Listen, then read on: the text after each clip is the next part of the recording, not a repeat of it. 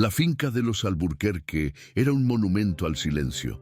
Desde el accidente un año atrás, la vida y la luz parecían haber sido drenadas de la vasta propiedad, dejando atrás solo un lujo sombrío y el eco de una tragedia.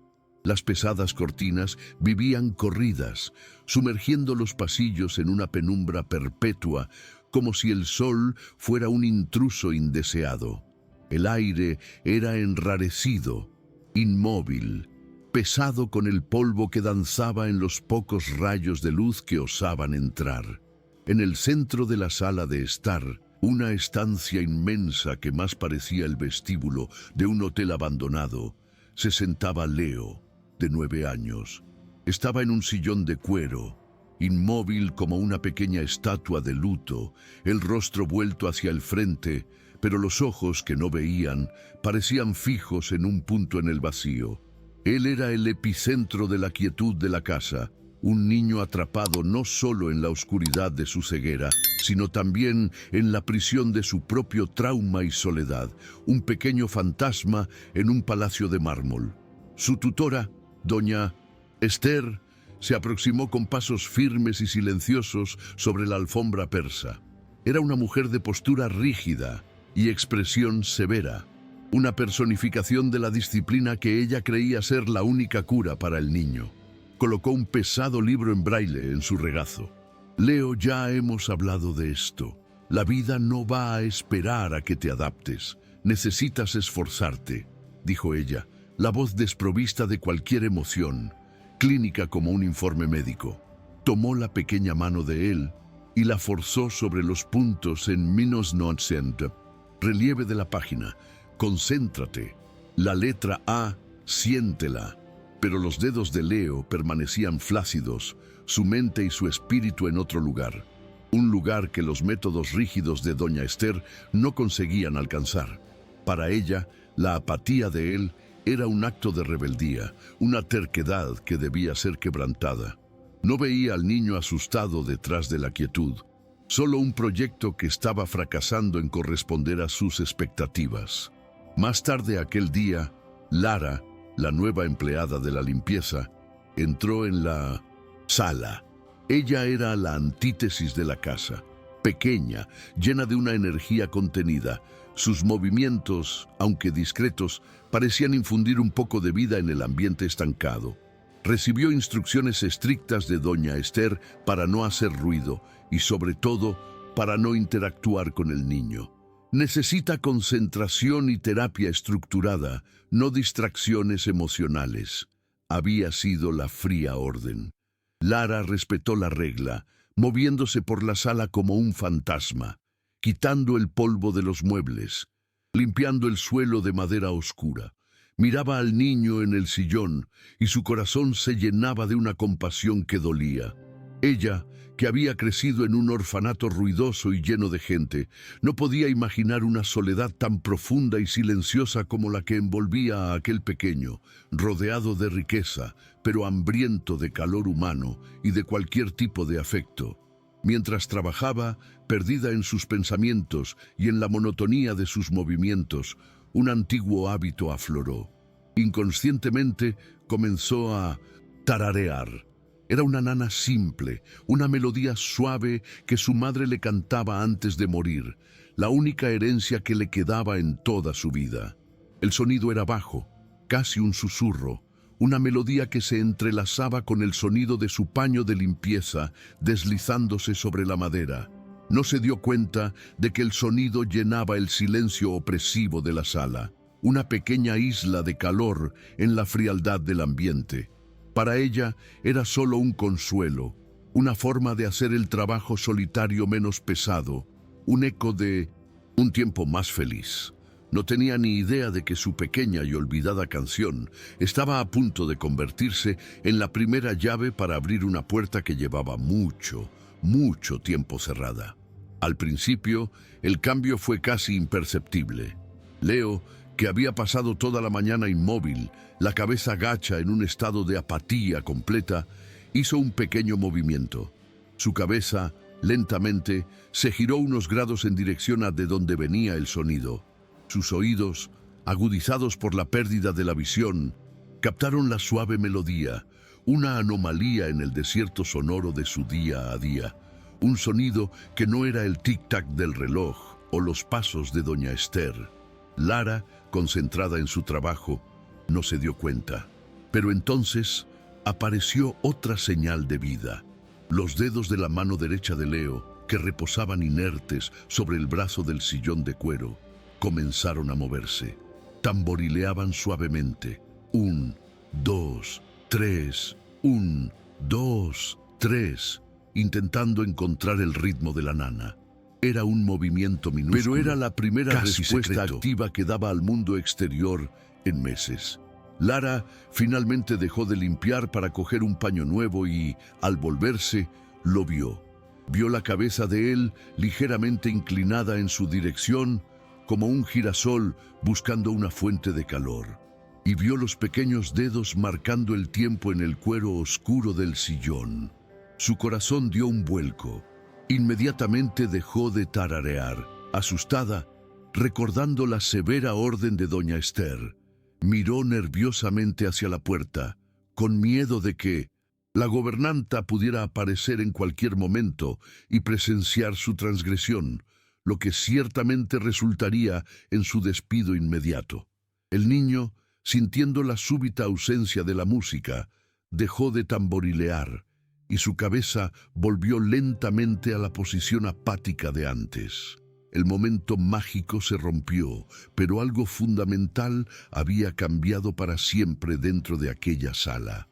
Lara ahora lo sabía. Sabía que debajo de aquella capa de trauma y silencio había un niño que todavía estaba vivo, que todavía podía ser alcanzado. La música, se dio cuenta, era el puente. En los días que siguieron, un juego silencioso y secreto comenzó entre ellos. Lara, siempre atenta a la presencia de doña Esther, usaba la música como un código, una señal. Cuando estaba segura de que estaban solos, volvía a tararear la misma suave melodía. Y la reacción de Leo era siempre la misma. Su cabeza se giraba, sus dedos encontraban el ritmo. Eran sus pequeños actos de rebeldía, sus momentos de conexión clandestina en medio de la opresión de la rutina. Lara comenzó a arriesgarse un poco más, movida por una compasión que superaba su miedo. Un día, mientras limpiaba cerca de él, susurró, la voz poco más que un soplo de aire. «Es una bonita canción, ¿verdad? Mi madre solía cantármela cuando era pequeña». Leo no respondió, obviamente, pero la tensión en sus pequeños hombros pareció disminuir por un instante, como si la voz de ella, hablándole directamente, fuera un toque físico. Estaba rompiendo las reglas y el riesgo la asustaba profundamente, pero la recompensa de ver aquella pequeña señal de vida, aquella minúscula respuesta al mundo, era demasiado grande para ignorarla. Sentía que no solo estaba limpiando una casa, sino quizás limpiando el polvo de un alma olvidada, y ese sentimiento le dio un coraje que no sabía que poseía. Octavio, el padre de Leo, era una presencia aún más rara que la luz del sol en aquella casa. Salía para el trabajo antes de que el niño se despertara y volvía mucho después de 1900, que doña Esther lo hubiera acostado. Era un hombre alto y elegante, pero que se movía como una sombra por su propia casa, el rostro siempre marcado por un agotamiento que parecía venir del alma y no del cuerpo. Amaba a su hijo con una intensidad que lo paralizaba, pues cada vez que miraba a Leo, veía también el fantasma de su esposa, veía el accidente, la pérdida, el dolor insoportable. La ceguera y el trauma del niño eran un recordatorio constante de su propio fracaso en protegerlos aquel fatídico día. Y así se ahogó en su imperio de negocios, usando el trabajo como una anestesia, amando a su hijo a distancia, una forma de amor segura, pero terriblemente solitaria para ambos. Doña Esther, la gobernanta, controlaba la casa con una eficiencia de hierro, cada minuto del día de Leo planificado y estructurado. En su mente estaba haciendo lo mejor para el niño, siguiendo las recomendaciones de los mejores terapeutas que el dinero de Octavio podía pagar. Creía firmemente que la disciplina, la estructura y la ausencia de sentimentalismo eran las únicas herramientas para preparar a Leo para un mundo difícil que no tendría piedad de él. Veía la compasión como una forma de lástima, y la lástima, para ella, era un veneno que debilitaría la resiliencia de Leo. Cualquier intento de mimar al niño, de tratarlo con excesiva amabilidad, era visto por ella como una interferencia peligrosa en su tratamiento cuidadosamente planificado. El enfoque de Lara, por lo tanto, era una amenaza. El vínculo entre Lara y Leo crecía cada día en pequeños incrementos secretos, como una planta creciendo en las grietas de una pared de piedra. Ella comenzó a describirle el mundo en susurros, pintando cuadros con palabras. El sol está entrando por la ventana ahora, Leo. Está haciendo un largo rectángulo dorado en la alfombra, y hay partículas de polvo danzando en él, como pequeñas estrellas que solo nosotros podemos ver. Le daba un contexto para el mundo que ya no podía ver, haciéndolo menos aterrador, y él escuchaba, el cuerpo inmóvil, pero la mente viajando con la voz de ella. La voz de Lara se convirtió en un ancla para él, una fuente de color en su oscuridad, una promesa de que el mundo exterior todavía podía ser hermoso. Él comenzó a esperar con ansias el sonido de sus pasos en el pasillo, el suave olor a lavanda que siempre la acompañaba, un aroma que rompía el olor estancado de la casa. Ella estaba, sin saberlo, reconstruyendo su confianza en el mundo. Una palabra, una nota a la vez. Un día Lara tomó una decisión audaz. Era el día libre de doña Esther y la casa estaba particularmente silenciosa, dándole una rara ventana de oportunidad. Se acercó a Leo, el corazón latiéndole con fuerza por la audacia de su plan. En su bolsillo tenía su móvil y un par de auriculares baratos. Se arrodilló al lado de su sillón para que su voz quedara cerca de su oído. Leo, susurró, usando su nombre con una suave familiaridad. ¿Te gustaría escuchar una música diferente hoy? No esperó una respuesta. Con infinito cuidado, le puso los auriculares en sus pequeñas orejas y seleccionó una pieza de música clásica que amaba, un vals suave y melancólico de Chopin que parecía contener toda la tristeza y la belleza del mundo. La música llenó la cabeza de Leo, más rica, más plena y más compleja que la simple nana. Se tensó al principio, sorprendido por la invasión de sonido en su mundo silencioso, pero luego su cuerpo se relajó, entregándose a la melodía que lo envolvía. La música hacía más que entretenerlo. Estaba despertando su imaginación, sus emociones, dándole un lenguaje más allá de las palabras, una forma de sentir el mundo que no dependía de sus ojos. Lara sonrió, con lágrimas llenando sus propios ojos por la belleza de aquel momento. Entonces hizo algo aún más arriesgado. Se levantó y con una delicadeza infinita tomó las manos de Leo. Estaban frías y flácidas al principio, pero las sostuvo con una firmeza gentil. «Déjame enseñarte algo», dijo. Lo sacó suavemente de la silla. Él estaba inestable, vacilante, su cuerpo no acostumbrado a moverse de esa manera. «Confía en mí», susurró ella, la voz llena de una certeza que lo calmó. Le puso una mano en el hombro y sostuvo la otra, como en un baile de cuento de hadas. «Ahora solo siente la música. Sígueme». Comenzó a moverse, lentamente, al ritmo del vals. Un paso adelante, uno al lado, uno atrás. Sencillo, lento. Al principio, los pies de Leo estaban pesados, torpes, arrastrándose. Tropezó, pero Lara lo sostuvo con firmeza, su pequeño cuerpo sirviéndole de ancla. «No pasa nada, solo siente», repetía, la voz un mantra de aliento. Y entonces él comenzó a sentir. Sintió el ritmo a través de las vibraciones del suelo de madera, a través del contacto seguro de sus manos. Sintió el balanceo, el ascenso y descenso de la melodía. Su cuerpo, antes una prisión de miedo y trauma, comenzó a recordar cómo moverse, cómo sentir alegría. No estaba viendo, pero estaba bailando. 1, 2, 3, 1, 2, 3. Estaba valseando en la oscuridad, guiado no por sus ojos, sino por el sonido de la música y el toque seguro de la mano de una amiga. Estaba aprendiendo a ver el mundo de una manera completamente nueva. En aquel momento, mientras giraban lentamente en medio de la sala silenciosa, sucedió algo que no había ocurrido en más de un año. Una sonrisa. No era grande, era pequeña, vacilante, casi un espasmo en la comisura de la boca de Leo. Pero era una sonrisa genuina, nacida de una alegría pura e inesperada.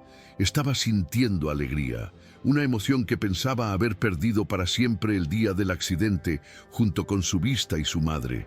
El baile no solo movía su cuerpo, movía su alma, rompiendo las cadenas del trauma, una nota, un paso a la vez. Lara sintió la comisura de su boca curvarse contra su hombro y su propio corazón se llenó de una felicidad tan intensa que era casi dolorosa. Aquella pequeña sonrisa era la prueba de que el niño que todos pensaban que se había perdido para siempre todavía estaba allí, esperando ser encontrado. El final de la música trajo un silencio diferente a la sala, ya no opresivo, sino lleno de una nueva posibilidad. Lara guió a Leo gentilmente de vuelta a su sillón. Él se sentó, pero su postura era diferente. Ya no estaba encogido, sino erguido, alerta. Ella, por su parte, estaba eufórica y aterrorizada. ¿Qué había hecho? Había roto la regla más fundamental de doña Esther. Había cruzado una línea de la que no había retorno. Pero la visión de aquella sonrisa, la sensación de la vida volviendo al niño, superaba cualquier miedo. Sabía que se había topado con algo poderoso, una llave para la prisión de Leo, una llave que no estaba hecha de terapia, sino de música y conexión humana. Recogió sus cosas en silencio, el corazón todavía acelerado, sabiendo que su rutina en aquella casa nunca volvería a ser la misma. Aquel día lo había cambiado todo para siempre. A partir de aquel momento, la mansión silenciosa pasó a guardar un secreto. Se estableció una rutina clandestina, llena de riesgos y de pequeñas alegrías. Lara y Leo se convirtieron en conspiradores. Esperaban con ansias los breves periodos en que doña Esther estaba ocupada en reuniones o en su día libre semanal.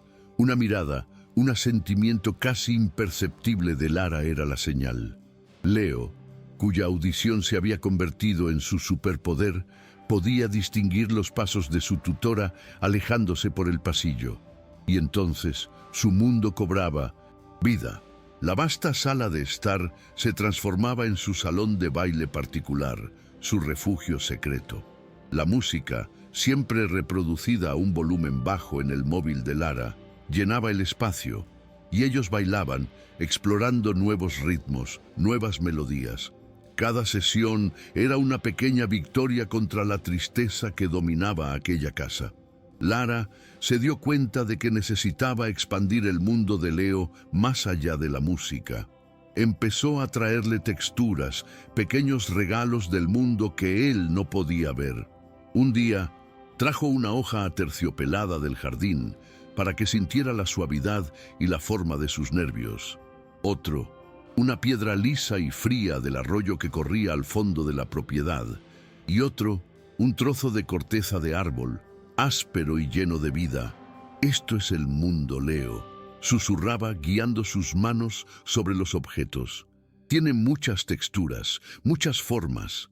Estaba reconstruyendo su universo sensorial, enseñándole a ver a través del tacto, del olfato, del sonido. Cada nuevo objeto era una lección, una pieza del rompecabezas de un mundo que él creía haber perdido para siempre. Su baile también evolucionó. Ya no era solo el vals lento y vacilante. Lara, que amaba bailar desde niña, comenzó a introducir nuevos ritmos, nuevas energías. Puso un bolero suave, enseñándole a balancear las caderas, a sentir la ligereza de la música. Después, un tango lento, mostrándole cómo marcar el ritmo con los pies en el suelo de madera. «Siente la música en el suelo, Leo», le decía. «Sube por tus piernas, por tu cuerpo. No necesitas ver para bailar, solo necesitas sentir». Y él sentía. El niño, antes rígido e inmóvil, ahora se movía con una fluidez creciente, el cuerpo respondiendo a la música con una alegría instintiva que los sorprendía a ambos. La sala de estar, antes una prisión, ahora era un escenario para su liberación. Los cambios en Leo comenzaron a ser innegables. La apatía que lo definía estaba desapareciendo, siendo reemplazada por una curiosidad silenciosa. Empezó a hablar más. Las palabras salían vacilantes al principio, la voz oxidada por el desuso, pero pronto se hicieron más frecuentes. Eran preguntas sobre el mundo que no veía. «Lara, ¿de qué color es tu voz?», preguntó un día, una pregunta que la dejó sin palabras por un momento. «Creo que es azul», respondió sonriendo, «como el cielo en un día despejado».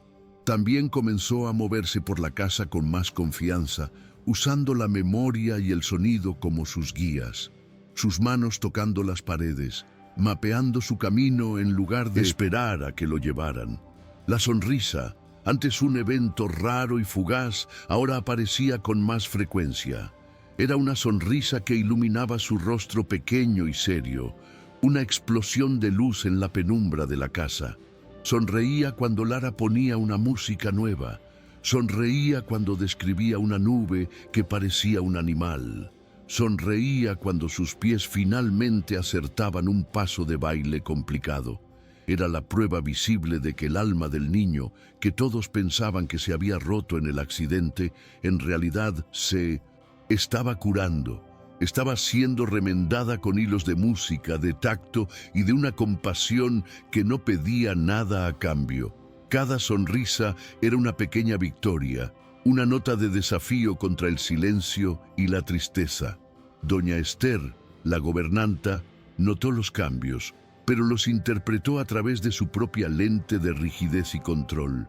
No veía la curación, veía la rebeldía. La nueva energía de Leo, su creciente independencia, era vista por ella como un desafío a su autoridad. Se está volviendo inquieto, desafiante.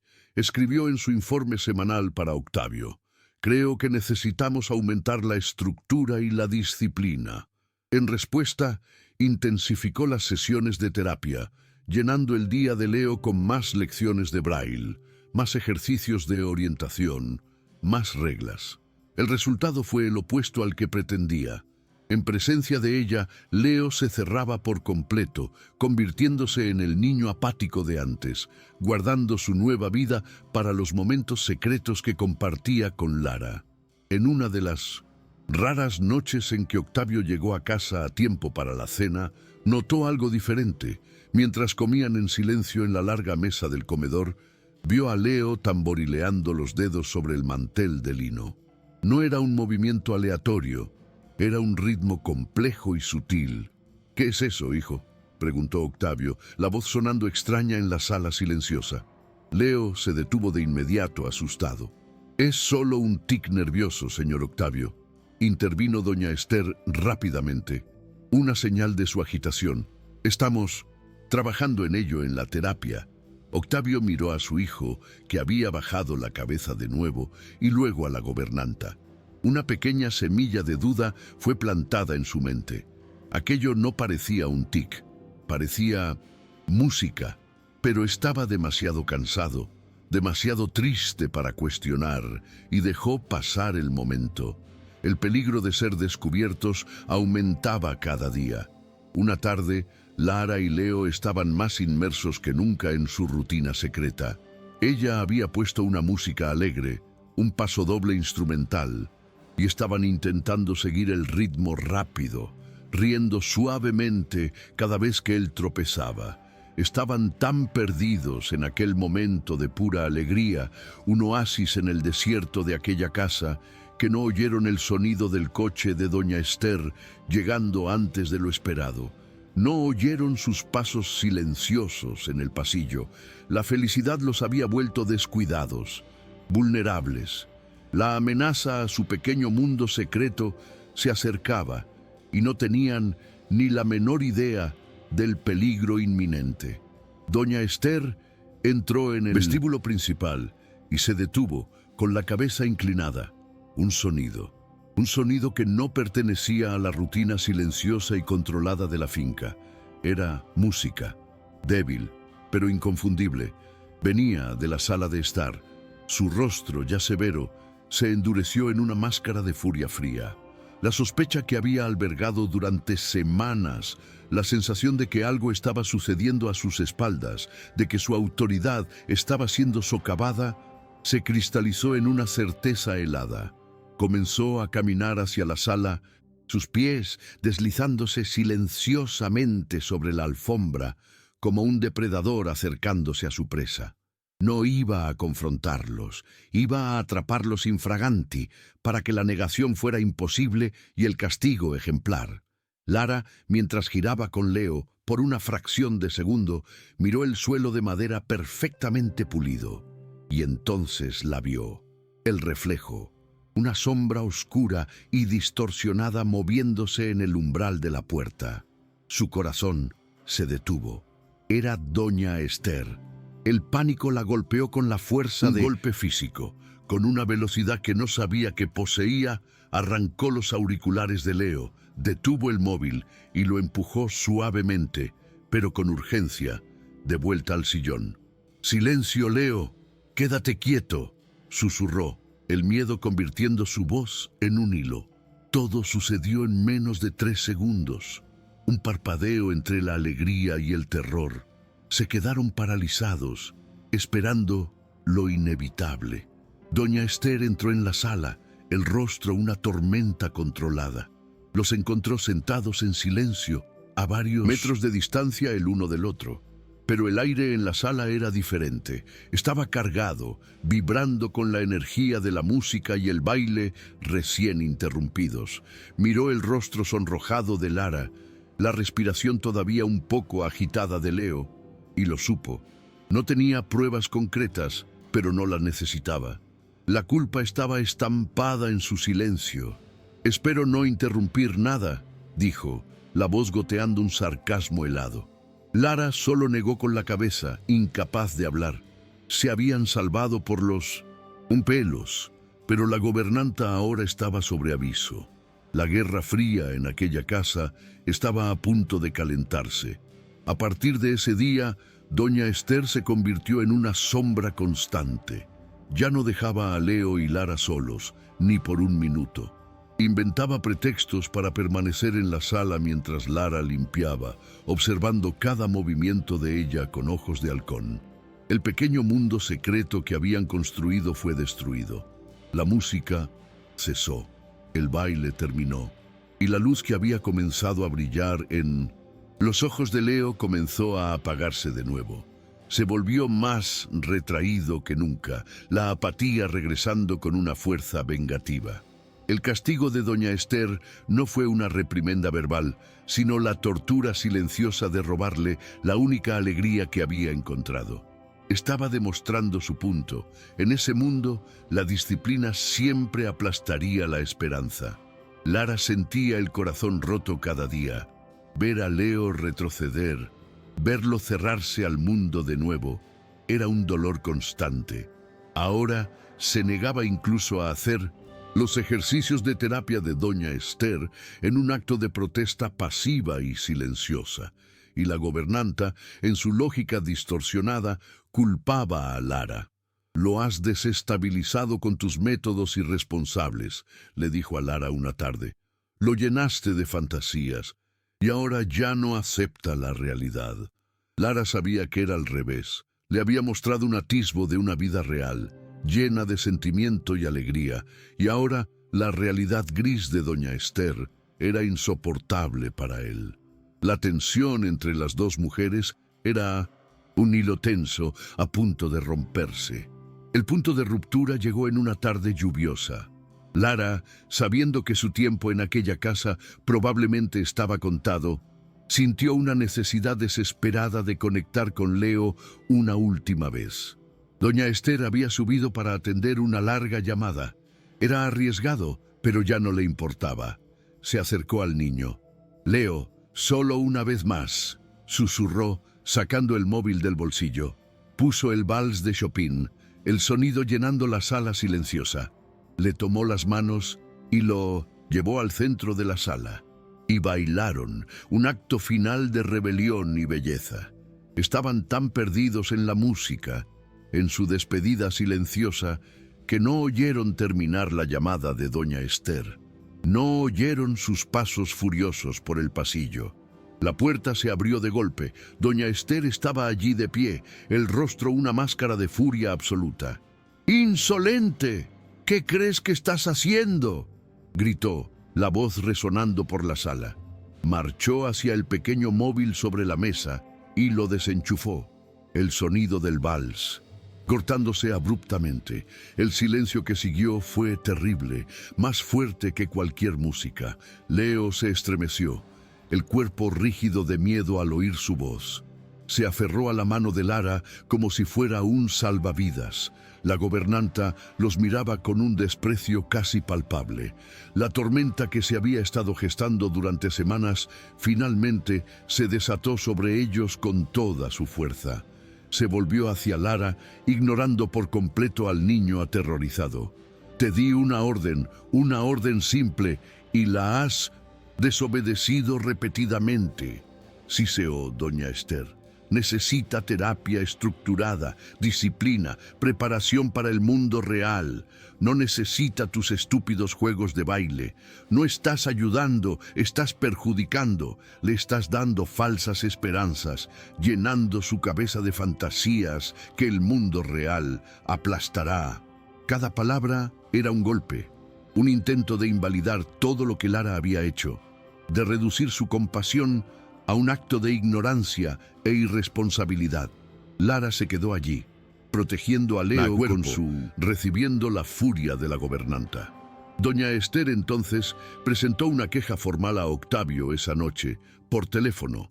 Describió el comportamiento de Lara como insubordinación peligrosa e interferencia perjudicial en el tratamiento de Mateo. Octavio, al otro lado de la línea, en medio de una reunión de negocios, escuchó distraídamente. Oyó palabras como protocolo, terapia, riesgo, y en su agotamiento y distancia cometió un terrible error. Estuvo de acuerdo con ella. «Tiene razón, Esther. El personal no debe interferir. Ocúpese de ello». Para él fue una pequeña decisión administrativa para terminar la llamada. Para Leo fue una sentencia. Doña Esther colgó el teléfono con una sonrisa victoriosa. Tenía el permiso que necesitaba para erradicar la influencia de Lara para siempre. Al día siguiente, doña Esther confrontó a Lara con su nueva autoridad. «Hablé con el señor Octavio. Él está de acuerdo en que su presencia aquí es perjudicial para Leo», dijo, la voz llena de un triunfo frío. «Está despedida y me aseguraré personalmente de que su agencia reciba un informe tan negativo que nunca más trabajará con un niño». Luego se volvió hacia Leo, que lo escuchaba todo con el cuerpo temblando. «Y tú, jovencito, aprenderás que en este mundo la disciplina es más importante que la diversión». Agarró el brazo de Leo con fuerza, apartándolo de Lara. El niño, sintiéndose arrancado de su única fuente de consuelo, soltó un grito, el primer sonido fuerte que había hecho en un año. Pero no era un sonido de alegría, era un grito de pura y absoluta desesperación. A partir de ese día, doña Esther se convirtió en una sombra constante, una vigilante implacable. Ya no dejaba a Leo y Lara solos, ni por un minuto. Inventaba pretextos para permanecer en la sala mientras Lara limpiaba, observando cada movimiento de ella con ojos de halcón, su presencia una nube fría que sofocaba el aire. El pequeño mundo secreto que habían construido con tanto cuidado fue destruido. La música cesó. El baile terminó, y la luz que había comenzado a brillar en los ojos de Leo comenzó a apagarse de nuevo, como una vela en una corriente de aire. Se volvió más retraído que nunca, la apatía regresando con una fuerza vengativa, ahora reforzada por una capa de tristeza y decepción. El castigo de doña Esther no fue una reprimenda verbal, sino la tortura silenciosa de robarle la única alegría que había encontrado en un año. Lara sentía el corazón roto cada día que pasaba. Ver a Leo retroceder, verlo cerrarse al mundo de nuevo, era un dolor constante y agudo. Ahora se negaba incluso a hacer los ejercicios de terapia de doña Esther, en un acto de protesta pasiva y silenciosa. Sus manos permanecían flácidas sobre el libro en braille, sus pies se negaban a moverse en los ejercicios de orientación. Y la gobernanta, en su lógica distorsionada y ciega, culpaba a Lara por la regresión. Lo ha desestabilizado con sus métodos irresponsables y sentimentales, le dijo a Lara una tarde. La voz, un siseo bajo y furioso. Lo llenó de fantasías y ahora ya no acepta la realidad de su condición. Lara sabía que era exactamente al revés. Le había mostrado un atisbo de una vida real, llena de sentimiento y alegría, y ahora la realidad gris y sin emoción de doña Esther era insoportable, la negó. El punto de ruptura llegó en una tarde lluviosa, una semana después. Lara, sabiendo que su tiempo en aquella casa probablemente estaba contado, sintió una necesidad desesperada de conectar con Leo una última vez, de darle un último recuerdo de alegría. Doña Esther había subido para atender una larga videollamada con uno de los terapeutas de Leo, una rara ventana de oportunidad. Era arriesgado, una locura, pero ya no le importaban las consecuencias para sí misma. Su único pensamiento era el niño. Se acercó al sillón donde él estaba sentado, inmóvil como siempre. Leo, solo una vez más, susurró, sacando el móvil del bolsillo con manos temblorosas. Puso el vals de Chopin, el sonido llenando la sala silenciosa con una belleza melancólica. Le tomó las manos y lo llevó suavemente al centro de la sala. Y bailaron. Fue un acto final de rebelión y belleza, una despedida silenciosa. Estaban tan perdidos en la música, en su último momento de conexión, que no oyeron terminar la llamada de doña Esther antes de lo esperado. No oyeron sus pasos furiosos bajando la escalera y acercándose por el pasillo. La alegría los había vuelto sordos al peligro que se acercaba, un peligro que estaba a punto de destruir su frágil santuario para siempre. La puerta de la sala de estar se abrió de golpe, revelando la figura de doña Esther, el rostro una máscara de furia absoluta, los ojos ardiendo con la confirmación de sus peores sospechas. «¡Insolente! ¿Qué crees que estás haciendo?», gritó, la voz resonando por la sala como el chasquido de un látigo. Marchó hacia el pequeño móvil sobre la mesa y lo desenchufó, el sonido del vals cortándose abruptamente. El silencio que siguió fue terrible, más fuerte y más impactante que cualquier música. Leo se estremeció violentamente, el cuerpo rígido de miedo al oír su voz. Se aferró a la mano de Lara como si fuera un salvavidas en un océano de furia. La gobernanta los miraba con un desprecio casi palpable. La tormenta que se había estado gestando durante semanas finalmente se desató sobre ellos con toda su fuerza, sin piedad y sin restricciones. Su frágil burbuja de felicidad había estallado de forma brutal. Se volvió hacia Lara, ignorando por completo al niño aterrorizado que se aferraba a ella. «Te di una orden simple, y la has desobedecido repetidamente a mis espaldas como una ladrona», siseó doña Esther, el rostro a centímetros del de Lara. «Necesita terapia estructurada, disciplina, preparación para el mundo real. No necesita tus estúpidos y sentimentales juegos de baile. No estás ayudando, estás perjudicando». Le estás dando falsas esperanzas, llenando su cabeza de fantasías que el mundo real aplastará sin la menor piedad. Cada palabra era un golpe, un intento de invalidar todo lo que Lara había hecho, de reducir su compasión a un acto de ignorancia e irresponsabilidad. Lara se quedó allí, protegiendo a Leo con su cuerpo, recibiendo la furia de la gobernanta sin decir una palabra. Doña Esther entonces presentó una queja formal a Octavio esa misma noche, por teléfono. Describió el comportamiento de Lara como insubordinación peligrosa e interferencia perjudicial y antiterapéutica en el tratamiento de Leo. Usó términos clínicos y profesionales, pintando un cuadro de una empleada ignorante que estaba deshaciendo meses de trabajo duro. Octavio, al otro lado de la línea, en medio de una fusión de empresas en Tokio, escuchó distraídamente, cansado y abrumado. Oyó palabras como protocolo, terapia, riesgo, y en su agotamiento y distancia emocional cometió un terrible error, un error que le costaría caro a su hijo. Estuvo de acuerdo con ella. Tiene razón, Esther. El personal no debe interferir. Ocúpese de ello como mejor le parezca. Para él, fue una pequeña decisión administrativa para terminar la llamada. Para Leo, fue una sentencia. Al día siguiente, doña Esther confrontó a Lara con su nueva e incuestionable autoridad. La convocó al despacho, un lugar frío e impersonal. Hablé con el señor Octavio anoche. Él está totalmente de acuerdo en que su presencia aquí es perjudicial para el bienestar de Leo, dijo, la voz llena de un triunfo frío y perverso.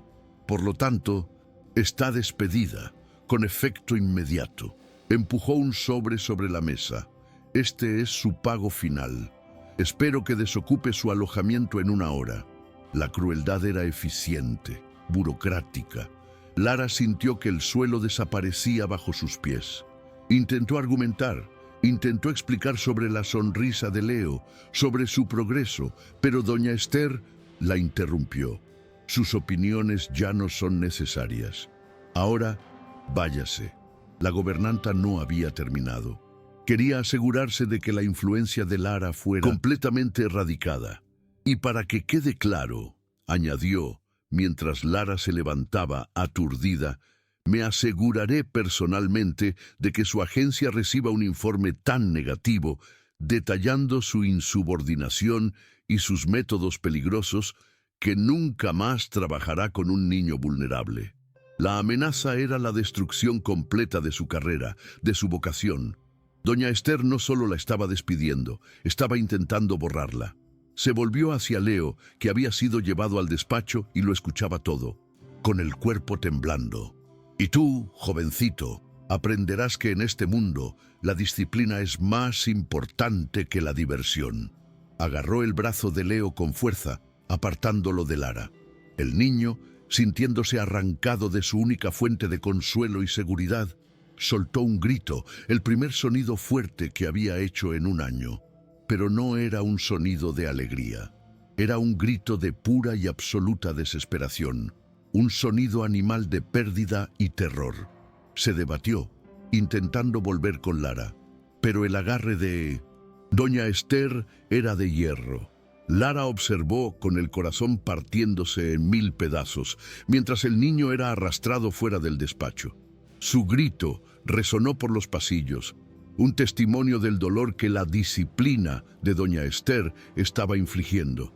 Ese sonido, el sonido del espíritu de un niño siendo quebrantado, sería el último y más doloroso recuerdo de Lara de aquella casa. La expulsión de Lara fue rápida y humillante. Recogió sus pocas pertenencias en una pequeña maleta, bajo la atenta mirada de otro empleado, para asegurarse de que no robara nada. Cada paso fuera de aquella mansión era como caminar sobre cristales rotos. No sentía tristeza por la pérdida del empleo, sino un dolor abrumador por abandonar a Leo. Se sentía una traidora, como si estuviera dejando atrás a un soldado herido en el campo de batalla. Al pasar por el vestíbulo de entrada, miró por última vez la gran sala de estar, ahora silenciosa y vacía de nuevo. su salón de baile secreto, el lugar donde había presenciado un pequeño milagro. Las lágrimas que había contenido finalmente brotaron silenciosas y amargas, mientras las grandes puertas de la finca se cerraban tras ella, exiliándola del niño al que había aprendido a querer. En los días que siguieron, la finca de los Alburquerque volvió a su silencio mortal, pero ahora era un silencio diferente. Ya no era un silencio de luto, sino un silencio de resistencia. Leo se cerró por completo al mundo, un caparazón impenetrable de trauma. Se negaba a comer más de lo mínimo para sobrevivir. Se negaba a participar en ninguna de las sesiones de terapia de doña Esther. Se sentaba en su sillón, ya no apático, sino rígido, tenso, una fortaleza de protesta silenciosa. No respondía a preguntas, no reaccionaba a estímulos.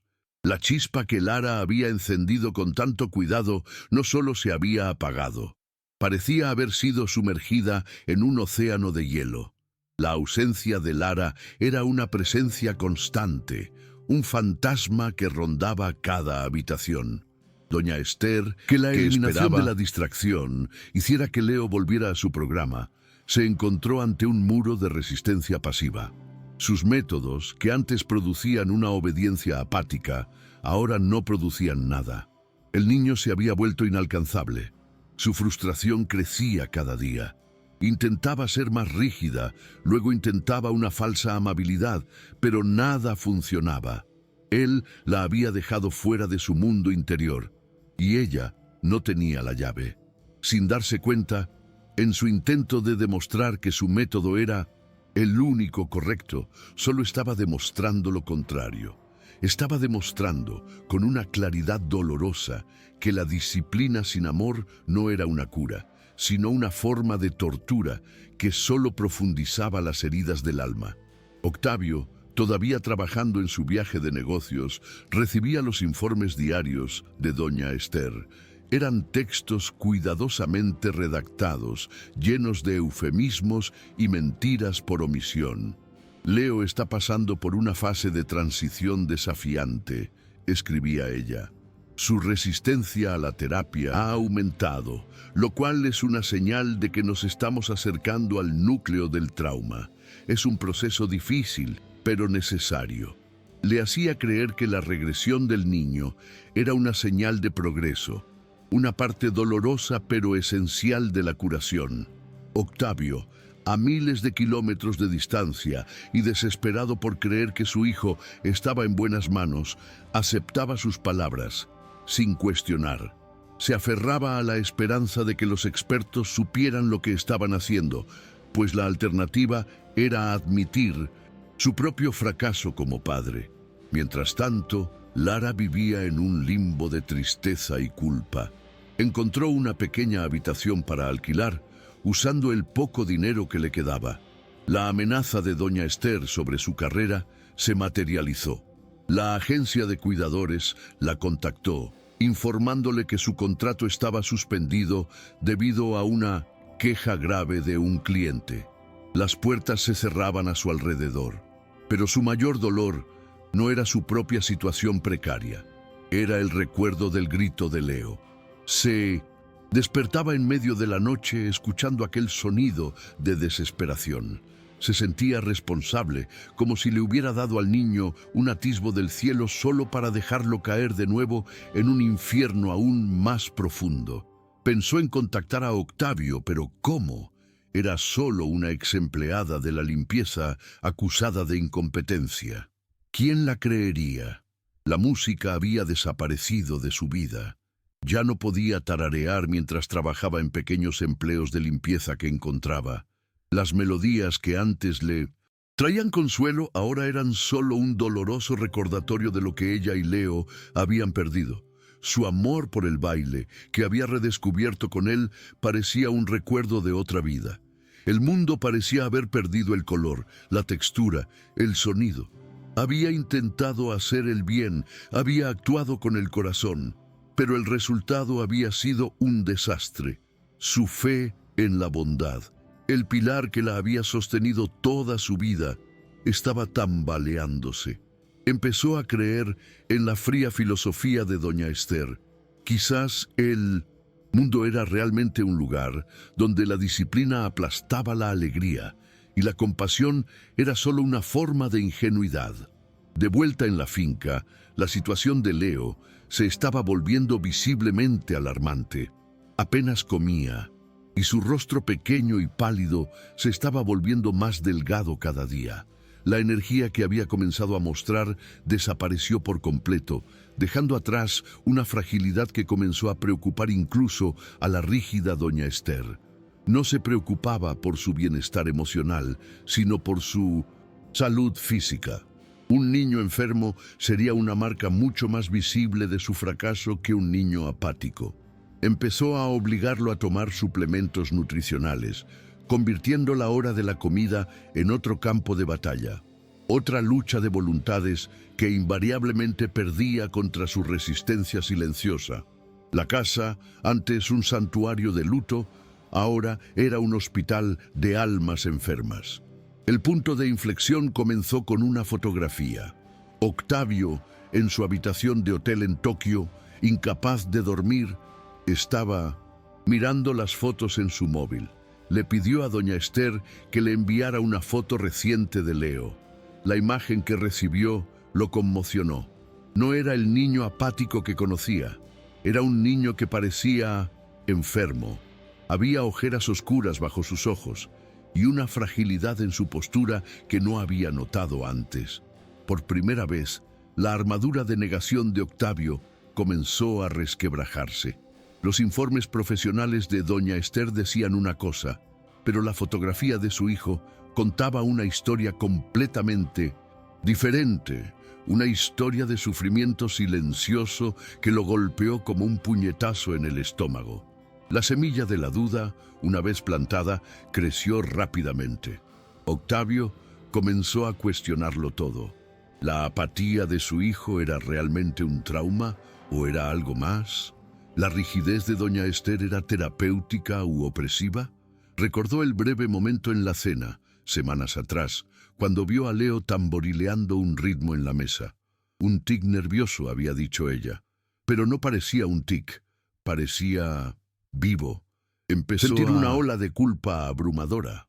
Había externalizado la crianza de su hijo, el cuidado de su alma, a expertos y tutores, creyendo que ellos sabrían qué hacer mejor que él, el padre roto. Pero, ¿y si estaba equivocado? ¿Y si lo que Leo necesitaba no era más disciplina, sino algo que él había olvidado cómo dar? Amor. Con una decisión súbita que sorprendió a su equipo, Octavio canceló el resto de su agenda de negocios. «Vuelvo a casa», anunció a su asistente. «Ahora, reserva el primer vuelo». No informó a la finca de su regreso inminente. Quería llegar sin anunciarse, ver la situación con sus propios ojos, sin los filtros y las preparaciones de doña Esther. Por primera vez en un año, estaba poniendo a su hijo por delante de su trabajo. Volvía a casa no solo como el dueño de la finca, sino como un padre que finalmente comenzaba a sospechar que su hijo estaba en un peligro mucho mayor de lo que imaginaba. El largo viaje de vuelta de Octavio fue una tortura silenciosa. Pasó horas en el avión privado, no revisando informes de negocios, sino mirando fijamente la fotografía de Leo en su móvil. La imagen de su hijo, tan frágil y visiblemente infeliz, lo atormentaba. Por primera vez en un año, permitió que los recuerdos del día del accidente volvieran con toda su fuerza. El sonido del metal retorciéndose, el olor a humo, el silencio aterrador de su esposa en el asiento del pasajero.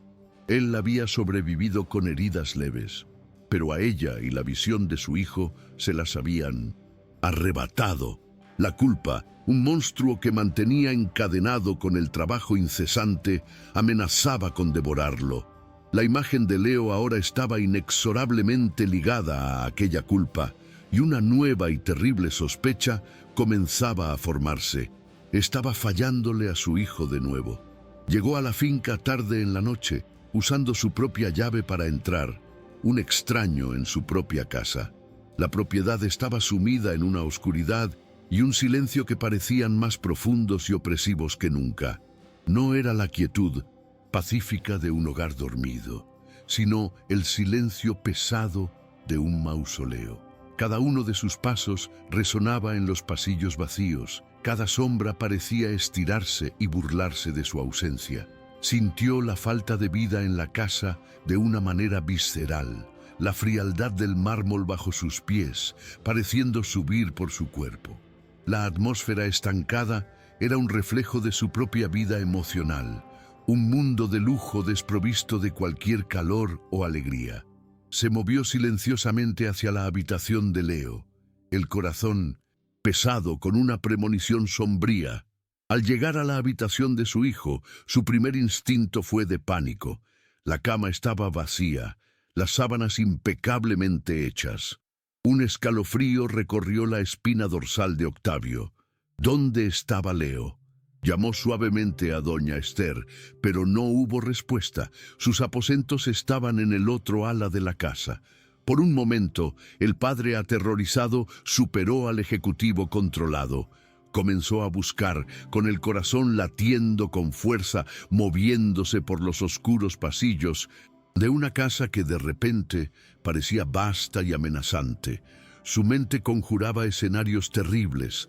Estaba a punto de activar la alarma de seguridad cuando, al pasar por un pasillo que había evitado durante un año, algo lo detuvo. Un sonido, débil, vacilante, pero inconfundible. El sonido venía de detrás de una gran puerta doble de roble al final del pasillo, el salón de música. Un lugar que había sido el corazón de la casa cuando Elena, su difunta esposa, estaba viva, pero que se había convertido en una tumba silenciosa desde su muerte. No había entrado allí en más de un año. La puerta, que debería haber estado cerrada con llave, estaba ligeramente entreabierta, y desde dentro lo oyó de nuevo. Una única y torpe nota de piano, seguida de un silencio, y luego otra.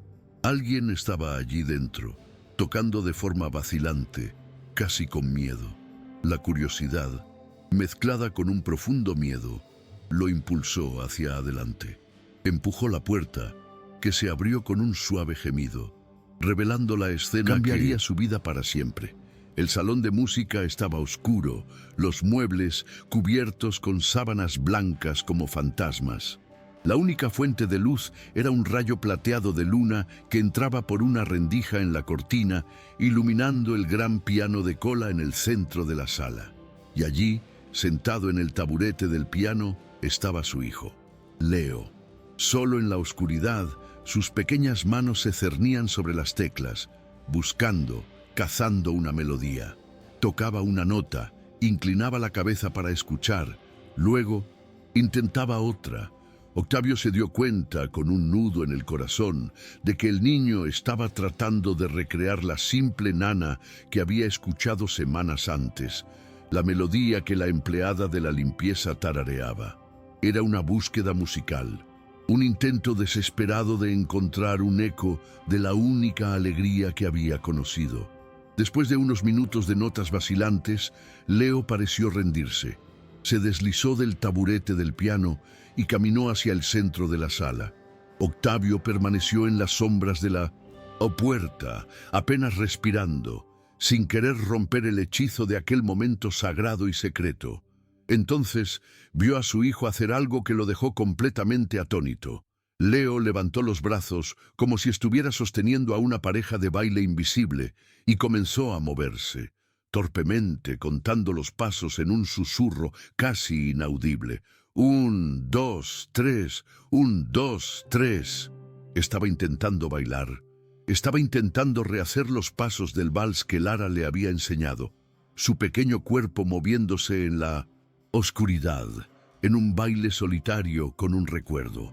Octavio observaba, escondido, y sentía que su corazón se rompía.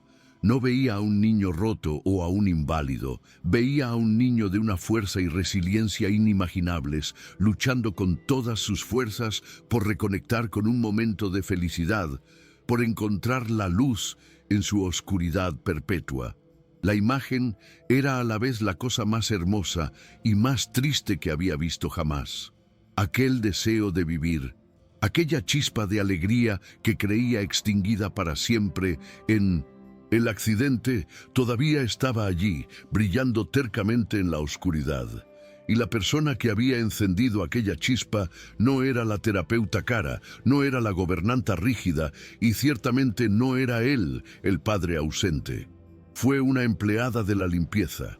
En medio de un giro torpe, el pie de Leo se enganchó en el borde de una alfombra. Perdió el equilibrio y cayó al suelo de madera con un golpe sordo. Octavio dio un paso instintivo hacia adelante para ayudarlo, pero se detuvo. Leo no lloró. No, gritó. Simplemente se quedó allí por un momento, la pequeña forma oscura en el suelo, la personificación de la derrota. Octavio sintió una oleada de odio hacia sí mismo, una culpa tan abrumadora que casi lo asfixió. Su hijo estaba literalmente cayendo en la oscuridad, y él no estaba allí para sostenerlo. Pero entonces, con una determinación que sorprendió a su padre, Leo comenzó a levantarse. Se apoyó en los codos, luego en las rodillas, y lentamente, tercamente, se puso de pie de nuevo, listo para intentarlo de nuevo. Aquel fue el momento de la revelación para Octavio, el tic nervioso que doña Esther había mencionado, la agitación en sus informes, la apatía, la regresión. Todo encajó en su mente con una claridad dolorosa y cegadora. No era rebeldía, era duelo. Leo no se resistía a la terapia, estaba de luto por la pérdida de la única persona que le había mostrado la alegría de nuevo. Y él, Octavio, en su ignorancia y distancia, había sancionado la eliminación de esa persona, de 1906, esa luz. Había, efectivamente, castigado a su hijo por ser feliz. La comprensión cayó sobre él como una avalancha, enterrándolo bajo el peso de su propio fracaso colosal como padre. Con el corazón hecho pedazos, Octavio retrocedió silenciosamente, cerrando la puerta del salón de música con un cuidado infinito para no ser notado. No quería que su hijo supiera que su santuario secreto había sido invadido. Necesitaba pensar. Volvió a su despacho, pero el hombre que entró no era el mismo que había salido a buscar a su hijo. La armadura de indiferencia había sido destrozada, dejando atrás a un hombre crudo, herido, pero finalmente, terriblemente, despierto. El dolor que sentía ya no era el dolor pasivo del duelo, sino el dolor agudo y activo de la culpa. Y esa culpa exigía acción, exigía reparación. Se sentó en su escritorio, el rostro entre las manos, y por primera vez en un año lloró. Lloró por su esposa, lloró por su hijo, y sobre todo, lloró por sí mismo, por el hombre en que se había convertido. Un fantasma en su propia familia, un cobarde que se escondió en el trabajo para no enfrentar la vida. Las lágrimas no eran de autocompasión, sino de purificación. Estaban lavando el polvo de su alma, despejando el camino para lo que sabía que tenía que hacer. La noche de revelación no había terminado, solo había comenzado, y sabía que las acciones que tomaría a continuación no solo cambiarían el futuro de su hijo, sino que también definirían su propia redención o condena final. Cogió el teléfono y marcó el número de Jorge. Su voz, cuando habló, estaba quebrada por la emoción, pero firme como una roca. «Jorge», dijo, «encuentra a la empleada de la limpieza. Lara, necesito hablar con ella. Tráela a la finca mañana por la mañana, lo antes posible». La orden era clara. Su plan anterior de una investigación discreta había sido desechado. Ahora era una cuestión de urgencia. Necesitaba mirar a los ojos a la mujer que había logrado lo que todos sus millones no pudieron. Hacer sonreír a su hijo. Necesitaba entender, necesitaba agradecer y necesitaba, de alguna manera, enmendar el terrible error que había cometido. Y Jorge, añadió, antes de colgar, la voz ahora bajando a un tono helado, No le digas ni una palabra a doña Esther sobre mi regreso o sobre esta petición. Quiero que la mañana de mañana sea una completa sorpresa para ella. La casa ya no era por la verdad ya la tenía. La casa ahora era por la justicia. Y él, Octavio Alburquerque, usaría todo su poder, toda su influencia y toda su furia recién despertada para asegurarse de que se hiciera justicia, sin importar quién fuera aplastado en el proceso. Las piezas del tablero se estaban moviendo para la confrontación final. Una confrontación que tendría lugar en su territorio, bajo sus reglas. A la mañana siguiente, un coche discreto se detuvo frente al modesto edificio de apartamentos de Lara. Jorge, el jefe de seguridad, salió. Lara, que recibió su llamada con el corazón en un puño, esperaba lo peor. Bajó las escaleras, preparada para otra acusación, otra humillación. Pero la expresión de Jorge no era amenazante, era respetuosa. Señorita Lara, el señor Octavio Alburquerque solicita su presencia en la finca. Me ha pedido que me asegure de que sea tratada con el máximo confort y seguridad. Lara quedó atónita. La petición no tenía sentido. ¿Por qué el hombre que sancionó su despido la quería de vuelta? Con una mezcla de miedo y una curiosidad que no pudo reprimir, aceptó, subiendo al coche de lujo que la llevaría de vuelta al lugar de su mayor dolor. La llegada a la finca fue diferente a todas las otras veces. Jorge no la llevó por la entrada de servicio, sino por la puerta principal. El vestíbulo, antes frío e intimidante, parecía diferente, quizás por la luz de la mañana que ahora entraba por las ventanas abiertas. La guió hasta la gran sala de estar, y allí, sentado en el sillón, estaba Leo. Al oír los pasos y la voz de Jorge anunciando su llegada, la cabeza del niño se levantó y una expresión de pura y radiante esperanza iluminó su rostro. «Lara», susurró, la voz débil, pero llena de una alegría inconfundible. Lara sintió que se le saltaban las lágrimas. Olvidando todo miedo, corrió hacia él, arrodillándose y tomando sus pequeñas manos. «Estoy aquí, Leo, estoy aquí». La conexión entre ellos fue instantánea, poderosa, como si nunca se hubieran separado. Octavio observaba la escena desde una puerta lateral, con el corazón encogido. Ver la alegría en el rostro de su hijo, una alegría que no había visto en un año, fue la confirmación final y dolorosa de todo lo que había descubierto.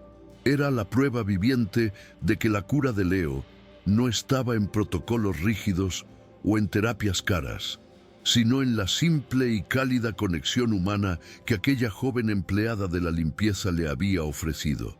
Sintió una oleada de gratitud por Lara, tan intensa que era casi abrumadora, pero también sintió una profunda vergüenza por su propia ceguera, por haber permitido que aquella luz fuera expulsada de su casa y de la vida de su hijo. Sabía que no bastaba con traerla de vuelta. Necesitaba arreglar lo que había roto, empezando por sí mismo. Fue en ese momento de tierno reencuentro que doña Esther entró en la sala, el rostro una máscara de furia e incredulidad. «¿Qué hace ella aquí?», exigió, la voz siseando, los ojos fijos en Lara como si fuera una plaga. «La despedí bajo la autoridad del señor de esta casa», marchó hacia Leo, intentando apartarlo de Lara. «Y tú, Leo, a tu habitación ya. Tu terquedad y tu comportamiento rebelde desde que esta mujer se fue son inaceptables. Aprenderás a seguir las reglas». No había visto a Octavio, escondido en las sombras del pasillo, y en su arrogancia reveló la verdadera naturaleza de su cuidado. Un régimen de control y castigo, desprovisto de cualquier afecto. Octavio eligió ese momento para rebelarse. Dio un paso hacia la sala, su presencia silenciosa congelando instantáneamente a doña Esther en su sitio. El color desapareció de su rostro cuando lo vio, la boca abriéndose en una O de asombro. Él no la miró. Sus ojos estaban fijos en su hijo, que se había encogido al oír la voz furiosa de la gobernanta. Ignorando por completo a la mujer que había gobernado su casa durante tanto tiempo, Octavio caminó lentamente hacia un rincón de la sala que estaba cubierto por una sábana de seda. Con un movimiento fluido, tiró de la sábana, revelando el antiguo tocadiscos de su difunta esposa, un objeto que no se había tocado en más de un año, un santuario de sus recuerdos más felices. Con una reverencia casi religiosa, abrió la tapa de caoba del aparato. Seleccionó un disco de vinilo de una colección polvorienta, un álbum de valses de Strauss que él y Elena solían escuchar. Puso el disco en el plato, colocó la aguja y un suave sonido de crepitación llenó la sala, seguido de las primeras y vacilantes notas de un vals. La música, tan ausente en aquella casa, sonó extraña y milagrosa. Una resurrección. Doña Esther lo observaba, paralizada por el shock. Lara sostenía las manos de Leo, sin entender lo que estaba sucediendo. Octavio no solo estaba poniendo música, estaba rompiendo el hechizo de luto que había aprisionado aquella casa y a él mismo durante tanto tiempo. Entonces hizo lo impensable. Caminó hacia su hijo, pasando por una doña Esther petrificada como si no existiera. Se arrodilló frente a Leo, poniéndose a su nivel, un gesto de humildad que nadie le había visto hacer jamás. «Leo», dijo, la voz quebrada rompiéndose con el peso de un año de dolor no expresado. Papá no sabe bailar. Se me ha olvidado». Extendió la mano a su hijo ciego, una ofrenda de vulnerabilidad total. «¿Tú me enseñas?». La petición quedó suspendida en el aire, tan poderosa e impactante como cualquier transacción de negocios que hubiera hecho jamás. No era una orden, no era una instrucción, era una petición de ayuda de un padre a su hijo. Leo, que estaba tenso de miedo, pareció procesar las palabras de su padre. Un temblor recorrió su pequeño cuerpo. Luego, lentamente, una sonrisa radiante, la sonrisa que Lara había despertado, se extendió por su rostro. No dijo una palabra, simplemente extendió su pequeña mano y la puso en la mano grande y fuerte de su padre. En aquel toque, un año de distancia, de dolor y de silencio se deshizo. Fue un acto de perdón, de aceptación, de un hijo enseñando a su padre que la verdadera fuerza no reside en ser inquebrantable, sino en tener el coraje de pedir ayuda para juntar los pedazos.